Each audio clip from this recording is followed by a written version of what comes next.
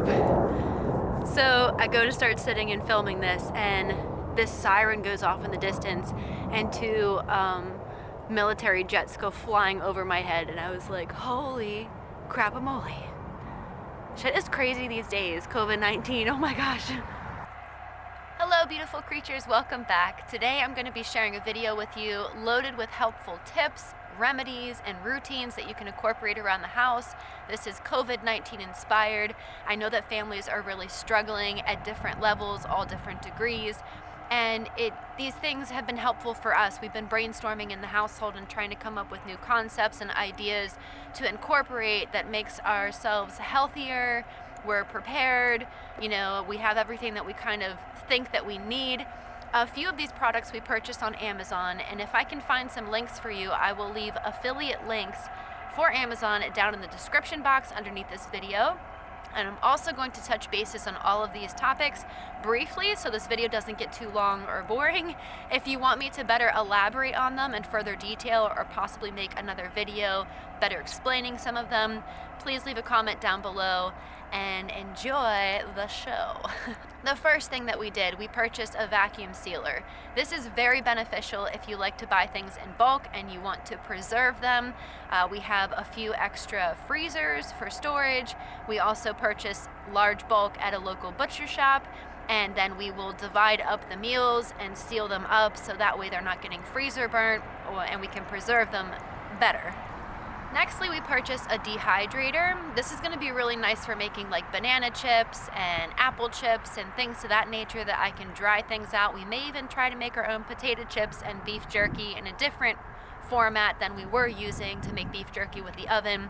I think this is beneficial as well because whenever you're buying produce, you have to use it up very quickly or else it will go bad because it's fresh, fruits and vegetables. So if you're doing your own gardening, we have a vegetable garden, we have a fruit garden, we also live next to an apple orchard, we're doing herbs and spices, and I want to better preserve some of those materials so they do not get wasted.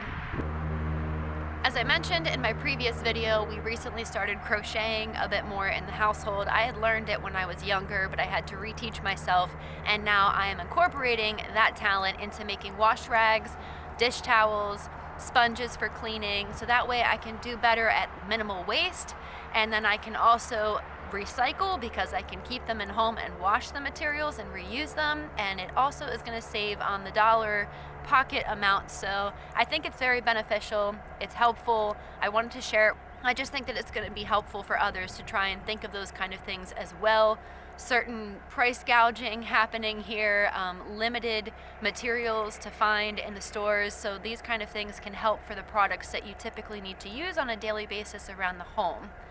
Homemade cleaning solution. I have been making my homemade cleaners for quite some time now. I do still do a little bit of store-bought, especially with the virus. I want to make sure that I have antibacterial, antifungal properties, that you can't put all your eggs in one basket on making your own homemade stuff, but you can really use and amp that up for, you know, regular things. If you want to wipe down countertops or kitchen tables, things to that nature, I basically will use a concoction and a spray bottle. I will put water in it, and then I will mix certain components like vinegar, apple cider vinegar or white vinegar, a little bit of baking soda, a few drops of essential oils, especially ones that are helpful with antibacterial and antifungal, so like tea tree, rosemary.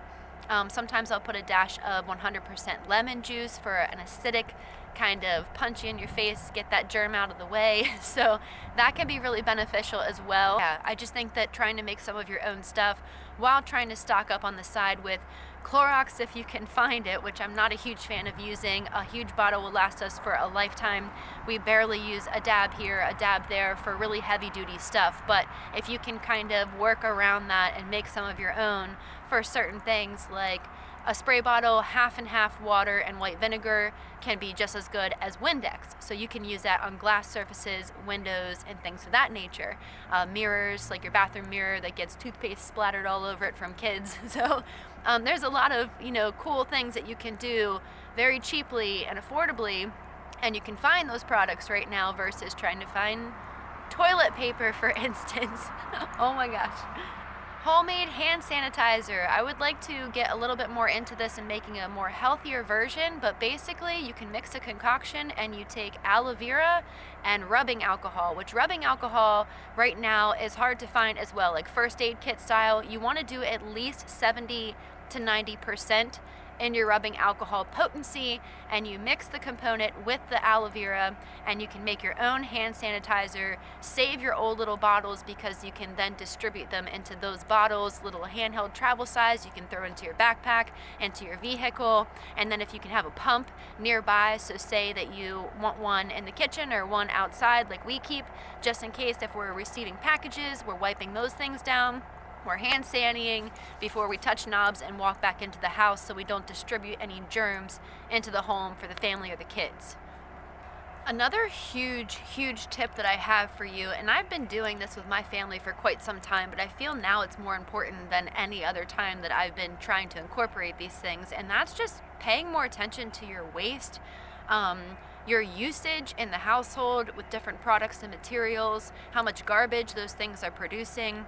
Composting, recycling. Can I reuse this for this situation? Can I do more burning of cardboard boxes to break all that down for the environment instead of just adding more and more trash to everything right now, because a lot of people are getting shipments so they don't have to leave the house. So we are as well, and we're just trying to incorporate more, even down to like the last bit of crumbs or scraping your plate. What materials can be used for composting that you can then recycle into your soil, and you can then keep up extra nutrients for your gardens and your produce, because right now that's like super crucial. So just kind of be more mindful of things like that. We're trying to reuse plastic materials. We really don't like using plastic, at least myself. My husband's not as tedious with it as I am, but he's definitely self-aware of how dangerous plastic can be in the world.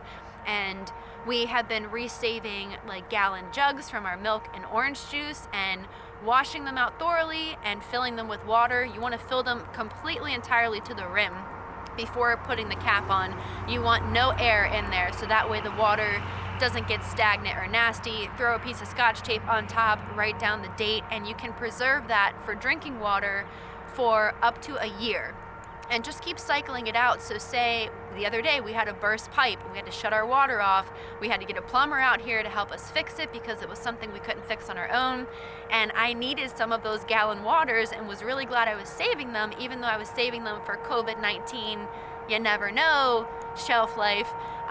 It really helped a lot because we couldn't use the toilet. We're a family of 5, washing dishes, getting a glass of water to drink, watering the garden, whatever it be. I had 20 plus gallons of water preserved in storage, and I was very grateful for that. So that's another way to recycle the plastic.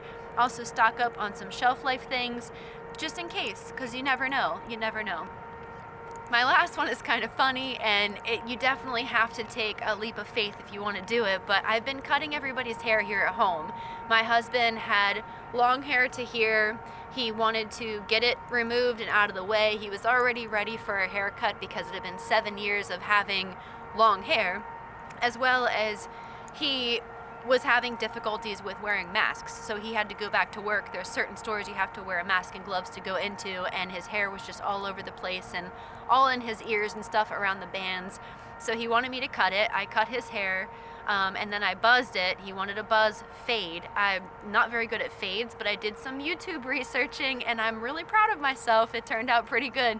And then shortly after that, a week or two later, he said, I want you to buzz it down again. It grows really fast when it's short. Also, can you do a mohawk for me? So I was like, all right, let's do this. So I've taught myself how to do a fade, regular traditional buzz upkeep, and a mohawk. And then my other 2 oldest girls out of the 3, my youngest toddler, I always trim up her bangs for her, so they've never been to a barber. None of my older kids either. And I had always done my own hair before dreadlocks as well. I had always done the trim and everything for at least a decade now, at least 10 years. And when I do go to the salon and get just a regular haircut before dreads, it either didn't turn out the way that I wanted or it was more money than I wanted. I thought, F that, I'm just gonna try and do it on my own. So I did my husband's, couple different styles, really proud of that. Definitely saved money, plus people are quarantined right now, so they can't go out and get a haircut. So they're kind of relying on you, family members, or themselves to do it if it's really driving them bonkers. And my 2 oldest girls wanted a bob. Their hair was both down to the middle of their back, and I thought, oh my gosh. And Haley was like, Mom, I want it right up here. I was like, are you sure you trust me to do that? So again, YouTube came in handy. I did a few research videos and taught myself how to do it, and she has a beautiful haircut now. It's right up here to the chin like she wanted, and she feels free in the breeze. It's easy to take care of. It's less product to use, so that's another thing. Less conditioner and shampoo. That's helping to save on the shelf life stockage in the house. So those are the things I wanted to share with you guys. If I'm missing something and somebody else has discovered a helpful tip or remedy that could be helpful for other families right now during these hard times, please, chat with each other and leave them down below in the comments section. Somebody will stumble upon it. They can share this video, they can share those comments or whatever, and it could be helpful to somebody else in need right now. Most importantly, stay safe, stay positive, do something that makes you feel inspired, work on a project you've been tending to work on for a while now, and now you might have a little bit more time to do so. And just make the best of this situation however you can. Do some dream goal planning for the future. Have a gratitude session with your family or yourself or loved ones. Connect with people virtually a little bit more than you normally would have, just so you can be there for one another, provide support and love even from a distance. It still impacts everybody greatly, and just try and hone in on those kind of things, as well as get creative and brainstorm around the house. What can I do to better prepare myself for this situation or this what if, or products in the house, or better budgeting, whatever have you. So share it with the world, because the world needs each other right now, and we can lean on one another, be here together. We are all one, and that's important. So spread that message, guys. Spread that message. I love and miss you. I hope you're having a great day. I will see you again very soon. Also, I'm sorry if little bits and pieces throughout this video didn't turn out super awesome. Learning a new video editing tool, having to reteach myself that has been a little bit challenging, but so far it's pretty good program. So once I get a little more savvier with it, I will share that in the future with you guys too, for some helpful information if you're looking for a good video editing software tool, something simple and easy to use. This one seems to be the better one of the one I previously just tried to get. Long story short, my computer crashed. I rehabilitated it. I don't know how, but I did it. Then I lost all my old software I had been using for over 2 years. Had to look and shop around for a new one, and that's been kind of tricky, but I think I got it. But basically, apologies if the video was a little wonky. I tried, and I'm still learning. Anyway, back to saying goodbye. You guys have an epic and awesome blessed day, and I'll see you again very soon. Bye.